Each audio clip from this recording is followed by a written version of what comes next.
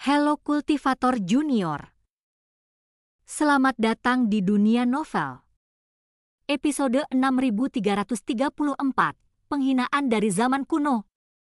Saat berikutnya, sosok-sosok yang tak terhitung jumlahnya terbang menuju alun-alun.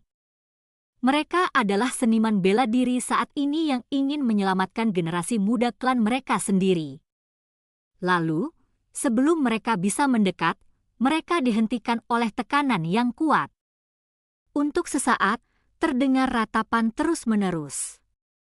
Pada kasus yang ringan, pasien mengalami pendarahan kepala, sedangkan pada kasus yang parah, pasien pingsan di tempat. Kamu menjadi liar di klan abadi Zhao milikku. Biarkan aku melihat apa yang mampu kamu lakukan. Ini hanya peringatan. Jika kau berani melakukannya lagi, aku akan membunuhmu tanpa ampun. Zhao Daobin menatap dingin semua orang yang hadir. Ini benar-benar berbeda dari ekspresi wajahnya saat dia menatap Chu Feng. Meskipun dia mengenali Chu Feng dan berani membela Chu Feng di depan pemimpin klan, satu hal adalah satu hal. Namun sebagai seorang tetua penegak hukum, dia tentu bukan orang yang penyayang.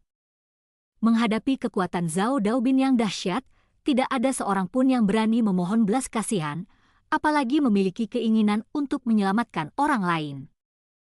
Jika kamu ingin pergi, hanya ada satu cara, yaitu mengandalkan kemampuanmu sendiri. Jika tidak, keluargamu juga akan terlibat. Zhao Daobin mengalihkan pandangannya ke seniman bela diri saat ini yang terjebak di alun-alun. Mereka pada dasarnya semua junior. Bagaimanapun, mereka dipilih khusus oleh klan abadi Zhao untuk Zhao Zuin. Melihat hal ini, beberapa seniman bela diri saat ini mulai memilih lawan mereka.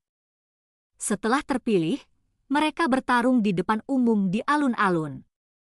Namun, mereka yang memilih lawan mereka segera dikalahkan. Pada level yang sama, hampir tidak ada seorang pun yang bisa mengalahkan anggota klan abadi Zhao. Prajurit masa kini benar-benar sampah. Mereka benar-benar rentan. Itu masuk akal. Jika mereka benar-benar mampu, mereka tidak akan berada dalam kondisi menyedihkan seperti itu di zaman dahulu. Kau baru saja memanfaatkan jebakan ras kuno milikku untuk memungut sampah. Apa kau benar-benar berpikir kau mampu? Pada saat ini, belum lagi keluarga Zhao, orang-orang dari ras dan kekuatan kuno lainnya semua mulai mengejeknya di depan umum. Tidak ada seorang pun di alun-alun itu yang berani mengatakan sesuatu balasan. Yang kalah tidak punya muka untuk dibantah. Mereka yang belum menantang tidak berani membantah. Mereka hanya bisa memilih dengan hati-hati, berharap untuk memilih orang yang lemah dengan level yang sama, sehingga mereka dapat memiliki kesempatan untuk meninggalkan tempat ini bersama keluarga mereka. Namun, suara-suara mengejek itu juga didengar oleh Wang Qiang, Qin Xuan dan yang lainnya. Saya juga seorang pejuang masa kini, dan saya ingin berjuang untuk para pejuang masa kini, kata Qin Xuan. Kamu ingin berperang? Ya, kau boleh bertarung. Selama kau bisa mengalahkan seseorang yang levelnya sama, aku akan mengizinkanmu untuk menyingkirkan 10 orang dari pertarungan. Tetapi jika kamu gagal, kamu juga harus menyerahkan kekuatan formasimu, kata Zhao Laoba. Qin Xuan hendak setuju ketika sebuah tangan besar menutup mulutnya, membuatnya tidak dapat berbicara. Ini Wang Qiang. Saudara Qin, tidak perlu. Kami tidak kenal orang-orang itu, mengapa kamu mempertaruhkan nyawamu untuk mereka? Wang Qiang memberi saran. Tetapi suara Qin Xuan masih keluar, meskipun mulutnya ditutup, dia masih berbicara. Saudara Wang Qiang, saya, Qin Xuan, adalah seorang pejuang masa kini. Sekte saya sudah tidak ada lagi, tetapi saya masih memiliki identitas sebagai seorang pejuang masa kini. Saya tidak bisa mentolerir orang-orang ras kuno memandang rendah kami, seniman bela diri modern seperti ini. Saya hanya ingin membuktikan kepada mereka bahwa nenek moyang kita tidak sebaik mereka di zaman dahulu karena mereka kurang memiliki kesempatan. Kita tidak lebih buruk dari mereka jika kita memiliki cukup kesempatan. Tatapan mata Qin Xuan tampak tegas dan jelas bahwa dia telah mengambil keputusan. Baiklah. Tanpa pilihan lain, Wang Qiang harus melepaskan Qin Xuan. Pada saat yang sama gerbang istana juga dibuka. Qin Xuan terbang langsung. Namun yang terbang bersama adalah Xianhai Xiaoyu. Kakak Xiaoyu, kau belum pulih dari luka-lukamu, mengapa kau membuat masalah? Wang Qiang berteriak tergesa-gesa. Tetapi Xianhai Xiaoyu bahkan tidak menoleh, jelas dia sudah memutuskan untuk pergi. Sial! Wang Qiang mendesah. Tidak banyak kekhawatiran di wajahnya, melainkan sedikit ketidaksenangan. Impulsif adalah iblis. Kalian mencoba menjadi pahlawan. Tidak apa-apa jika kalian berhasil. Jika kau gagal, saudaraku akan berakhir harus membereskan kekacauan ini untukmu. Wang Qiang mengatakan ini langsung di depan Xiao Yu'er, orang tuanya dan kakeknya. Dia tidak menghindarinya. Tetapi kata-katanya membuat Xiao Yu'er dan yang lainnya tampak khawatir. Di masa lalu, mereka memiliki kepercayaan pada Xianhai Xiaoyu, tetapi itu hanya setelah formasi fusi sebelumnya. Xianhai Xiaoyu, Xiao Yu'er, dan Wang Qiang semuanya sangat lemah. Mereka sangat lemah sekarang, jauh lebih buruk dari biasanya. Mereka benar-benar memiliki sedikit peluang menang melawan para jenius dari keluarga Zhao. Qin Xuan? Xianhai Xiaoyu? Apakah mereka juga ditangkap? Ketika Qin Xuan dan Xianhai Xiaoyu mendarat di alun-alun, mereka langsung menarik perhatian semua orang. Para seniman bela diri kuno menunjukkan antisipasi mereka. Lagi pula, beberapa dari mereka pernah mendengar nama Qin Xuan dan Xianhai Xiaoyu. Terutama Xianhai Xiaoyu memiliki reputasi besar. Mereka sungguh menikmati menyaksikan pertarungan antar jenius sejati semacam ini. Sedangkan bagi seniman bela diri saat ini, reaksi pertama mereka bukanlah kegembiraan, tetapi keputusasaan.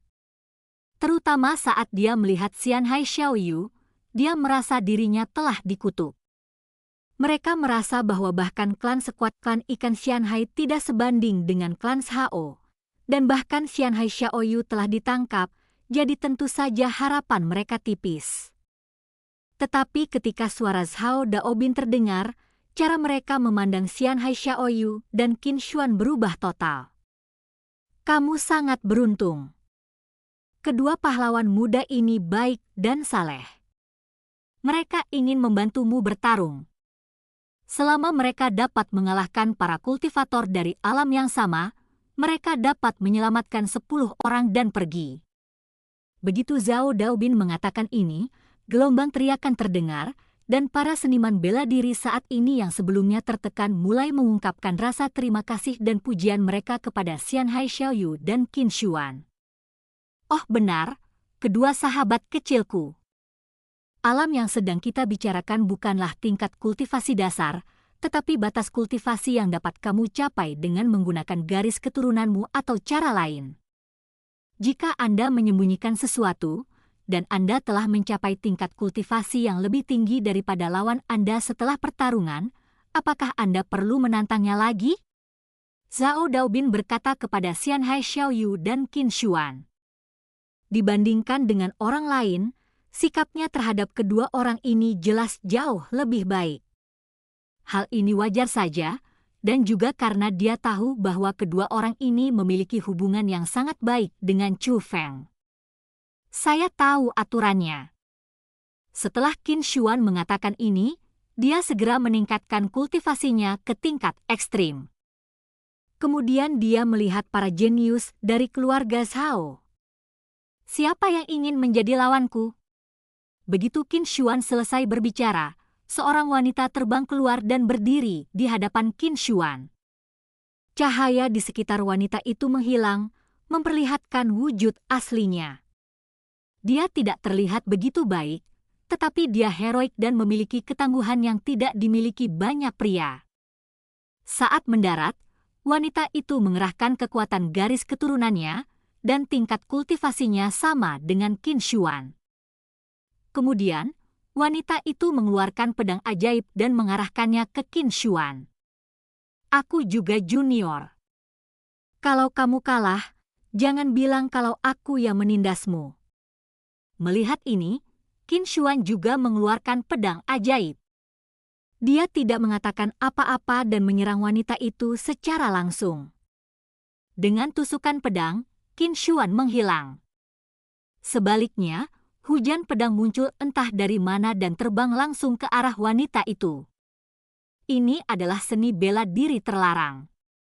Itu adalah seni bela diri milik sekte abadi langit surgawi, hukuman pedang langit surgawi. Qin Xuan tidak terlalu percaya diri.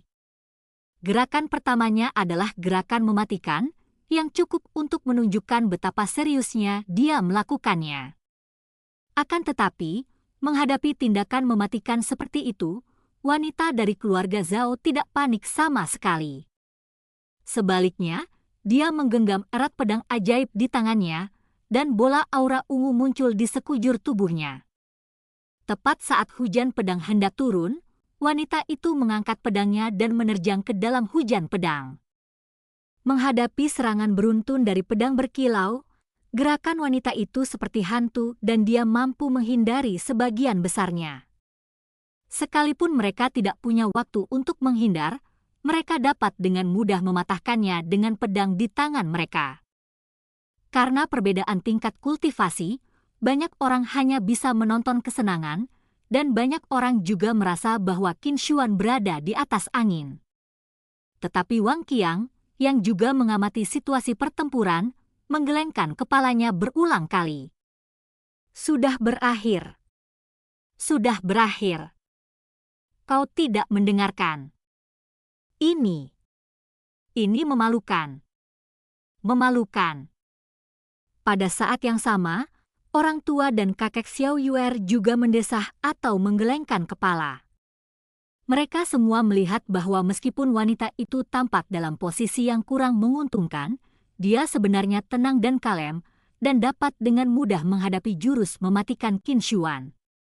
Wanita itu belum serius, dan jika dia serius, Qin Xuan pasti akan kalah. Benar saja, setelah menghindar beberapa saat, wanita itu tiba-tiba melompat ke udara dan menusuk udara dengan pedangnya. Aliran darah menyembur keluar dari kehampaan, dan sesaat kemudian sebuah sosok muncul.